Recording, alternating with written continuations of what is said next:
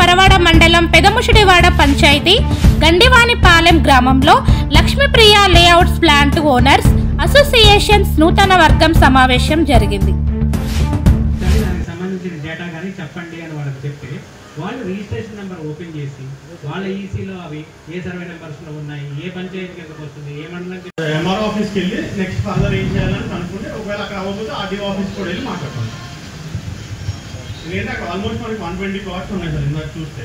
So దాంట్లో ఇప్పుడు వచ్చింది 5గురు. సో 5 ఇంకా ఎక్కువ మంది వస్తే మనం ముందుకు వెళ్ళచ్చు. 5గురు వస్తే ట్రై అయితే చేస్తాం. 100% ఫేజ్ 3 ఇప్పుడు లాస్ట్ 1996లో ఇది రిజిస్ట్రేషన్ చేయడం జరిగింది.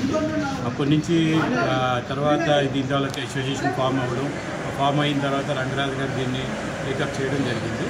కానీ ఇప్పుడు ఏమైందంటే రంగరాజు గారు చనిపోయిన తర్వాత మెయిన్ ప్రాబ్లం ఎక్కడ వచ్చిందంటే ఇప్పుడు ఇంకో అసోసియేషన్ ఫామ్ అయింది.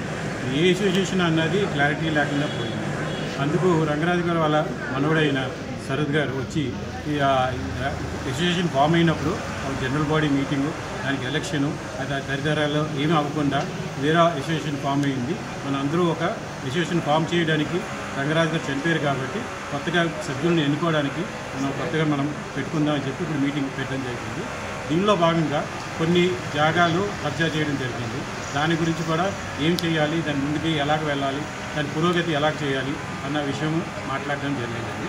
ఇప్పుడు మనం మెయిన్ విషయం ఏంటంటే ఈ అసోసియేషను ఎవరిది, 2 అసోసియేషన్ల మధ్యలో గొడవ కాకుండా అసలు అసోసియేషన్ ఎవరు చేశారు, అవతల వాళ్ళ అసోసియేషన్ ఎందుకు చేశారు, ఎవరు ప్రోద్బలంతో చేశారు అన్నది మాత్రం బయటికి రావాలి.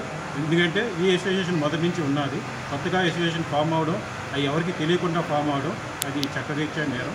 అది దాని గురించి మీరు ఫైట్ చేయవలసి ఉంటుంది. అది ముందుకు వెళ్ళిన తర్వాత సభ్యులందరికీ తెలియజేస్తే దాన్ని బట్టి అసోసియేషన్ ఒకటే ఉంటుంది, దాన్ని బట్టి ముందుకు వెళ్ళడం జరుగుతుంది.